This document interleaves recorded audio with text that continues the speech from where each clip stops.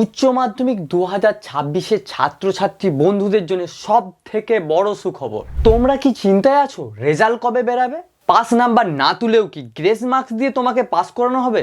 সংসদের তরফ থেকে খাতা দেখা নিয়ে কি বড় ঘোষণা এলো জানাবো আজকের এই গোটা ভিডিওতে।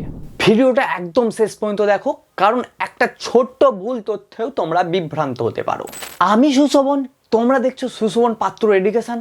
এই জাতীয় এডুকেশনাল ভিডিও লেটেস্ট আপডেট পেতে আমার চ্যানেলটিকে সাবস্ক্রাইব করো এবং পাশে থাকা বেল আইকনটি দাবি অল করে দাও, যাতে একটা ভিডিও না মিস হয়।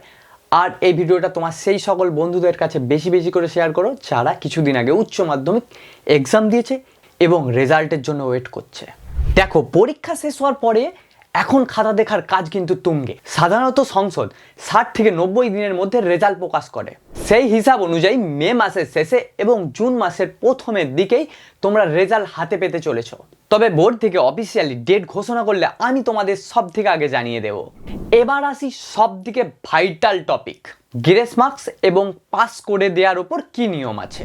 নিয়ম 1, যদি কোনো ছাত্রছাত্রী এক বা দুটো বিষয়ে পাসের কাছাকাছি নাম্বার যে আটকে যায়, তাহলে পরীক্ষার্থী বা সংসদ তাকে গ্রেস নাম্বার দিয়ে পাস করিয়ে দেওয়ার চেষ্টা করে।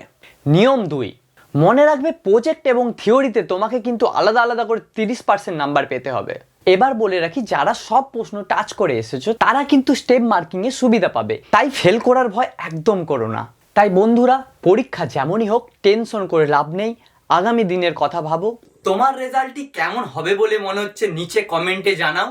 আর এই ভিডিওটা তোমার সেই সকল বন্ধুদের কাছে বেশি করে শেয়ার করো যারা রেজাল্টকে নিয়ে ভয়ে আছে। পরবর্তী আপডেটের জন্য চ্যানেলটিকে সাবস্ক্রাইব করে সাথে থাকো। দেখা হচ্ছে নেক্সট কোনো ভিডিওতে।